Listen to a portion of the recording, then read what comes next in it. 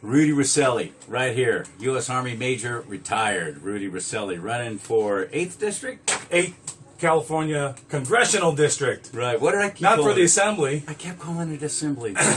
Well, you can correct me right now on the air, because here we go. You made it, buddy. You made it. Hey, I'm here. Hey, everybody. I'm so glad you did. This is Major Rudy Recile, U.S. Army Major Retired, and he's running for something that I have been saying wrong ever since I started saying you were going to be on the air with me this afternoon. And you always get it wrong. I mean, it's do. on my website, which is www.rudy4uscongress.com. As Congress. I was saying Assembly. Yeah, you keep on. Now, you're getting me mixed up with Jason Paletta. So sorry. Now, he's running for Assembly in this He area. is. I get you guys. You know? I've got to tell you. I'm just better looking, that's all. I got a face for radio. You and me both, brother. So, yeah, you hurried to get in here, and I sure appreciate it. And you're going to be a guest speaker tonight with the CSPOA meeting, the Constitutional Sheriff Peace Officers Association. You and your friend who's coming in next hour, right? Yeah, she's going to be here. What's her name? Her name is Jenny Callison. And what's she running for? She's running for the 11th Assembly District. Now, she's running for Assembly. Right. Okay. Right. Good. Yeah. See, so all sorry. these different races, you just got to keep up with them. Well, here's the best way to remember it, I guess. If you're in the Assembly, you stay here in California. Right. If you're in Congress, which you're running for, you have to spend a lot of time in Washington, D.C. Yeah, well, as much time as you need to. Yeah. If you're smart, you come back home. They get back because the home. weather's way better here. It is way better here, and And then I get to come to great radio stations like KAHI here in Auburn, you know, the voice of the foothills. I get to see people like you. that was well done. That was very well done. Well, of course, Rudy, of It's course. the best radio station around. I mean, You know what local makes sports, this so great? Exactly. You got local casters. That's what makes this great.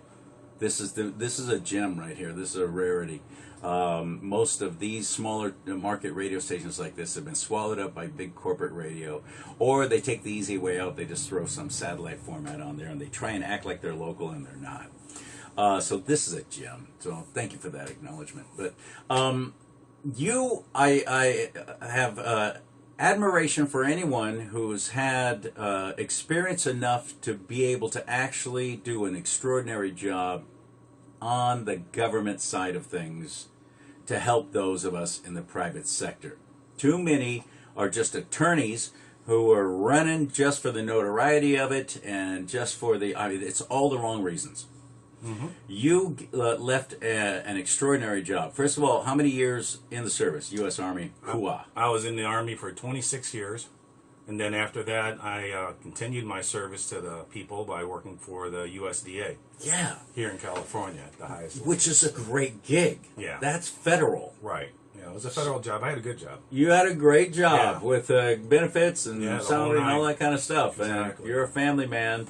Yeah. So it had to be hard to walk away from that. It and was. You did. He literally quit a great job with the USDA to run for Congress. Yes, I sure did. How many people do you know, now that you've met other people who are already holding office or are running for office themselves, how many do you know who have done that? Not very many. Most people, they have a job, so they got to keep that job in order to run for Congress or run for any office. It doesn't make a difference whether you're running local, in your local school board, running for dog catcher, or whatever. Most people, I mean, you have to have some sort of income coming in, so people continue to work while they run.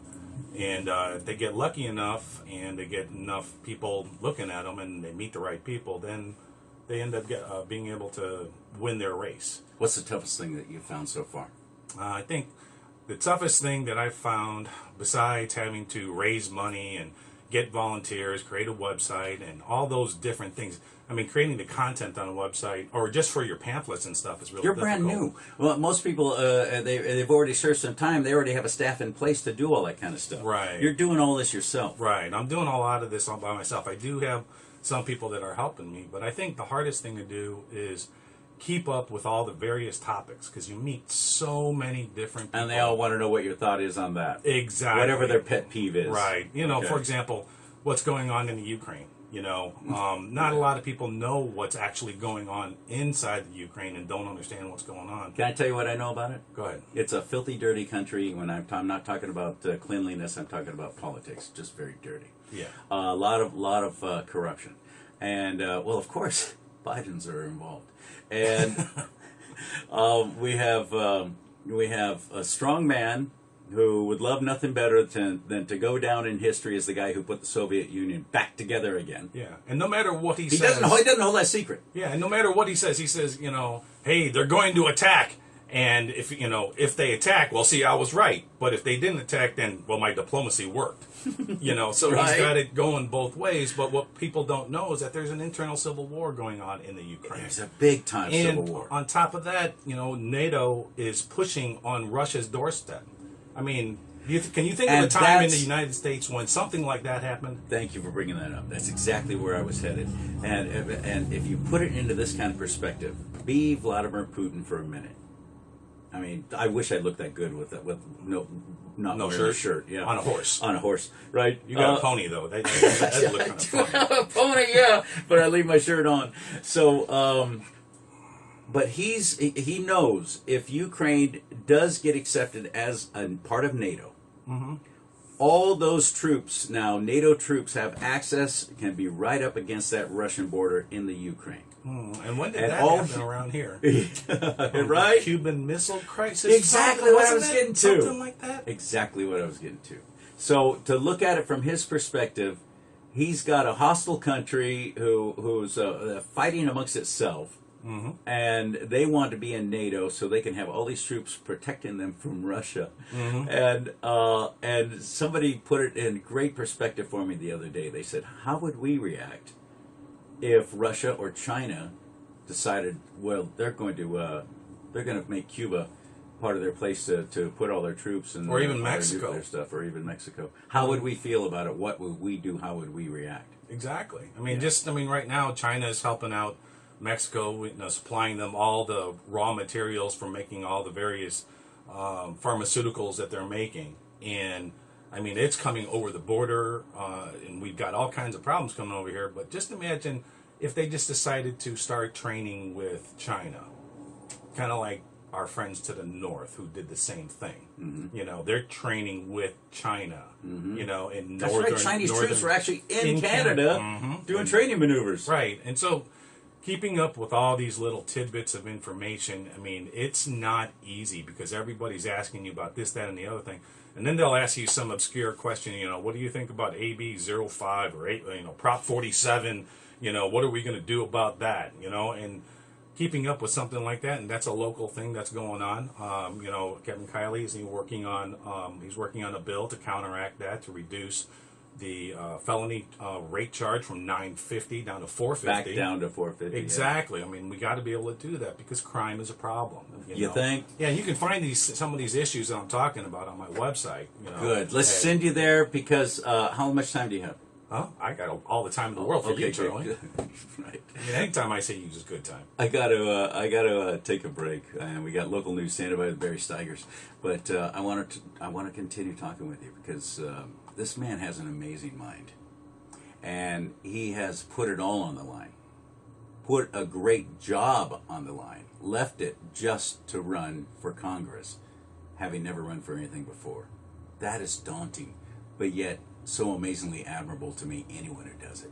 And we need more really good people running for office like that. Local. Doesn't have to be on this grand a scale of Congress. Run for school board, run for dog council, run for dog catcher. That's a real deal. It really is. So we'll continue with Rudy Recile, but in the meantime, you want to find out more about him. What's your website again? Rudy for FORUSCongress.com. Rudy, FORUSCongress.com. Rudy for USCongress.com. Rudy, Rudy, Rudy, Rudy. Green Acres knows plants. Green Acres knows flowers. Okay. Green Acres It's always knows so much trees. fun. We can continue on here if you Yeah. want. We're still live on here. I know Jason's watching. I think Hey, that's Jason. about it. Green Acres Um, Nursery and Supply has experts yeah, there you go, who know wave. all about how to make your garden thrive. Oh, it looks like that's about it. Yeah. We're talking to no one right now. But yeah, no, keeping up with the news is such a hard thing. It's such a hard thing to do. I mean, there's so many obscure, little news stories out there and keeping up with the little things. I mean, most people don't even know about the Great Reset. What is the Great Reset? Thank you. And keeping up with the Great and Reset. I don't even know all about it. I'll hear Glenn Beck Yeah. talking about the Great Reset a lot, and I'm thinking maybe I should look more into that. What is that? Well, and even that with Dan Bongino, he brings up modern monetary theory, and then and even just saying the rise of inflation, most people don't understand why our inflation why is it going up, and it's because of all this money that they're printing. Do you realize that Makes it valueless. Yeah, that the Fed has been printing money at a rate of over $1 trillion a month, and guess who's getting it? Guess who's getting this $1 trillion a month? Who? The banks. The banks are getting all this money, $1 trillion a month for 90 months.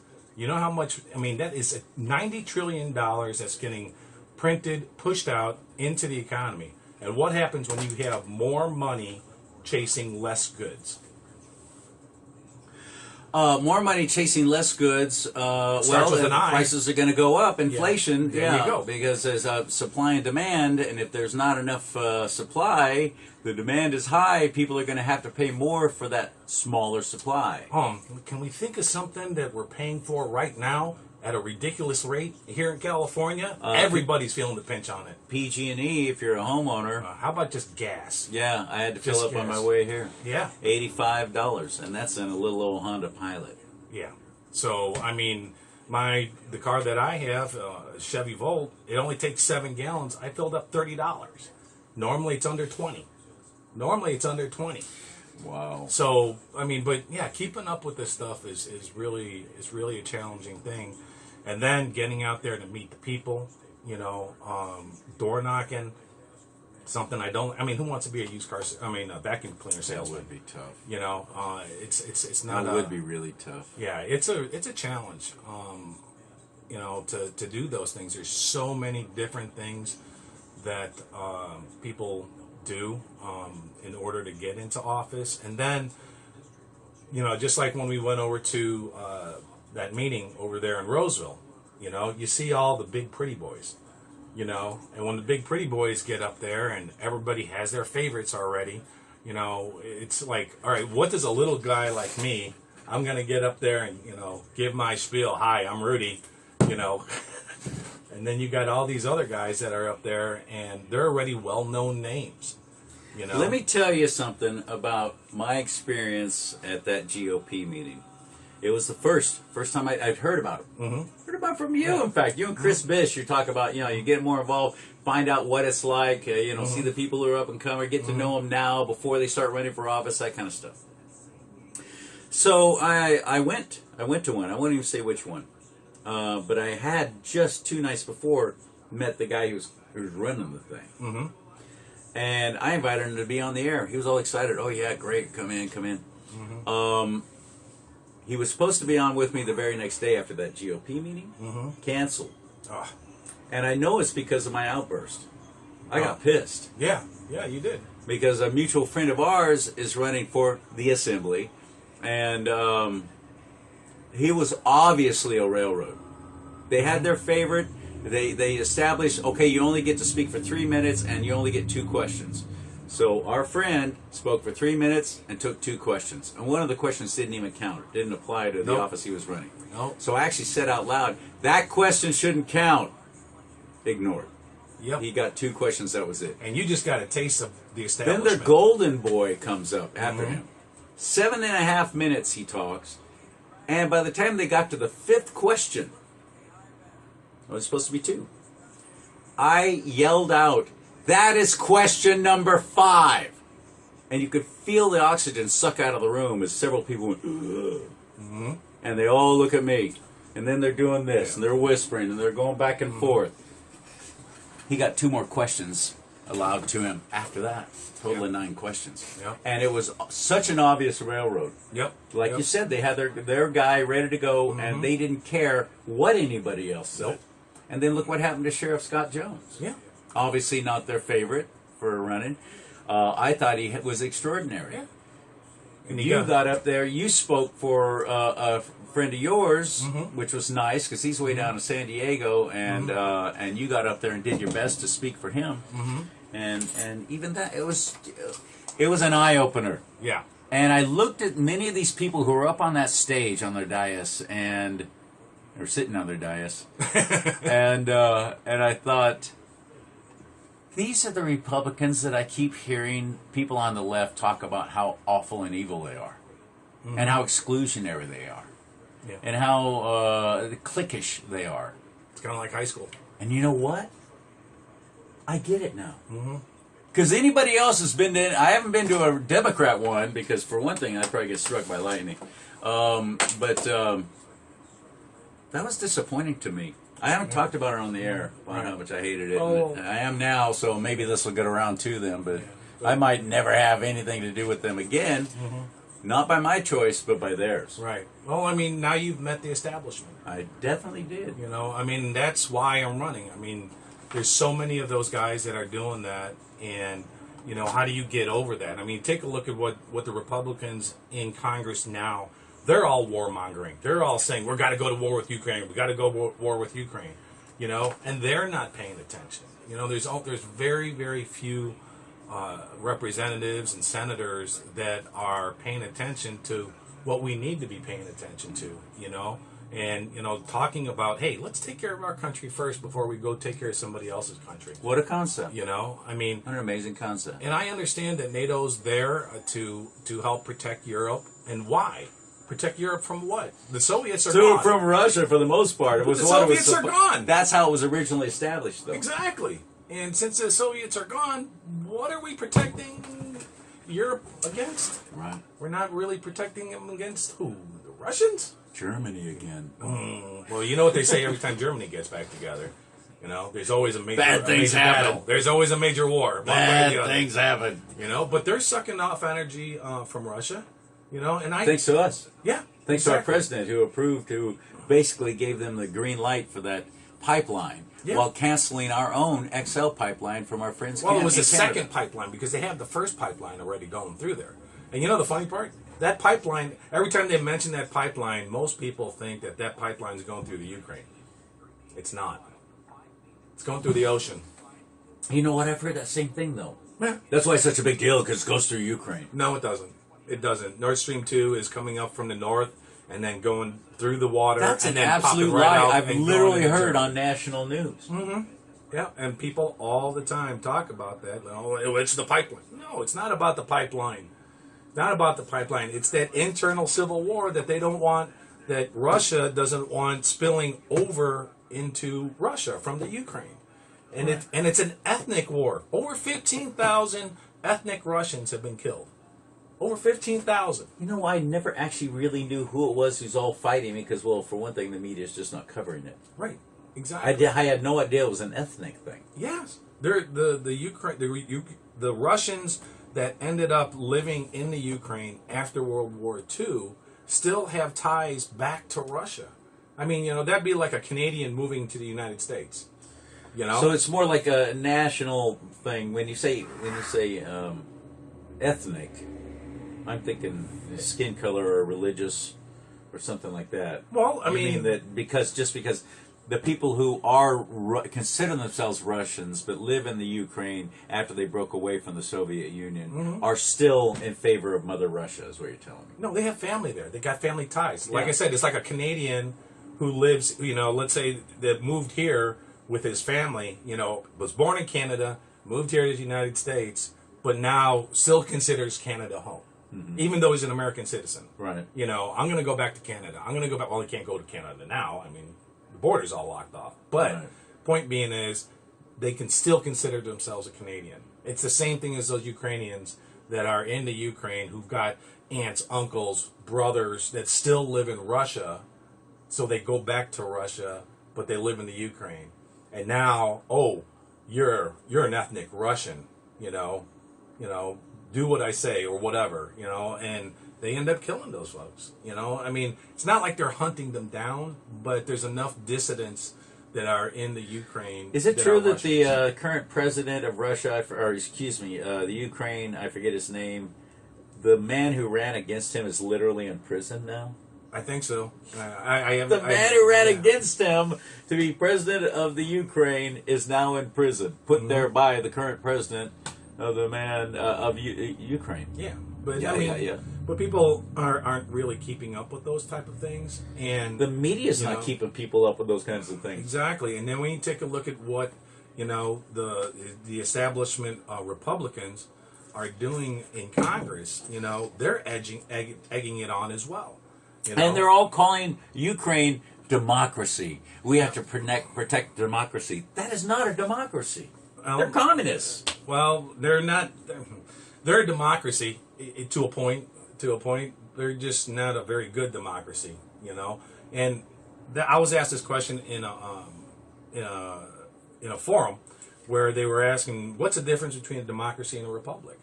A democracy happens, locally. What we have in our local towns, Hey, Steve. in our local areas, though that's democracy because people come to execute government in person. Okay, so that's a democracy. When you come in person to make your vote, to make your voice known, that's what a democracy. And oftentimes, democracy is has been described as two wolves and a sheep deciding what they're going to have for dinner. I got to go back on the air, so I'm going to have to cut this off on Facebook. But hello, Steve Forshea, by the way, my friend, Army, retired. Hey, Steve. Green Beret. Whew. All right, stand by. Snake Here we eater. go. Okay, I got to go. See ya. See ya. Hello, Daryl.